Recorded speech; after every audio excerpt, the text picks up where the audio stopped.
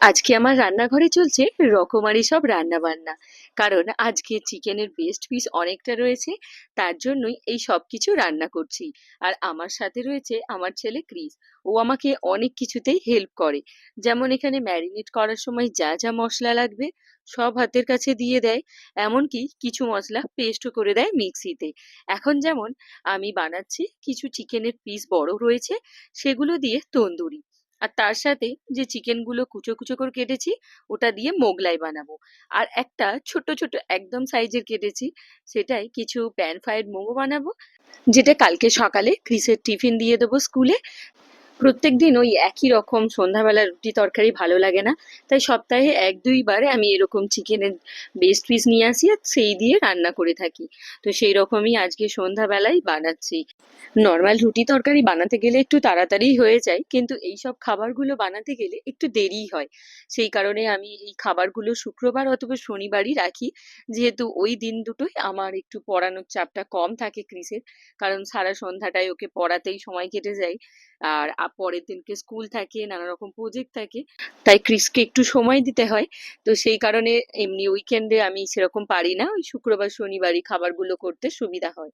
তো যাই হোক, এখানে আমি আগেই দেখিয়ে দিলাম যে চিকেন ম্যারিনেট করেছিলাম।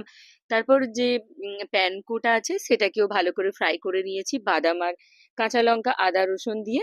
এখন এখানে একটু যে দোকানে হয় না, মোগলাইয়ের সাথে একটা কষা কষা আলুর দম দেয়, তো সেটাই বানাচ্ছি। তো এটা দোকানের মতো স্টাইলেই করছি। তো এখানে আদা রসুন পেঁয়াজ দিয়ে করে নিচ্ছি, আর আলুটা আগে থেকে বয়েল করে নিয়েছিলাম। শুধুমাত্র এর সাথে আমি একটা আমার বানানো ঘরোয়া মশলা অ্যাড করেছি, যেটার জন্য স্বাদটা একটু চেঞ্জ হয়ে গিয়েছে।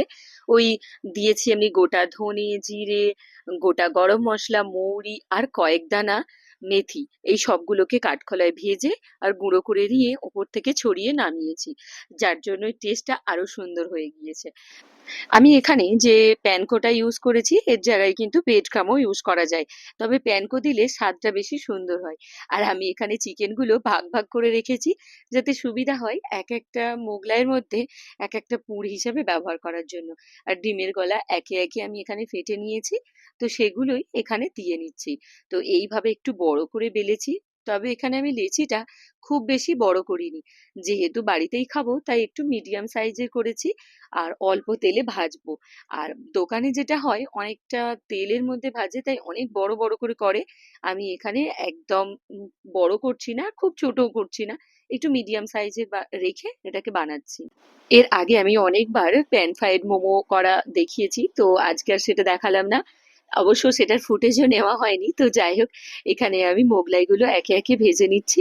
আমি ওই কড়াইয়ের মধ্যে অল্প তেল দিয়ে একটা একটা করে ভাজছি, যেহেতু আমরা বাড়ির কয়েকজনেই খাবো সেই জন্য আমি এইভাবে একটা একটা করে ভেজে নিচ্ছি।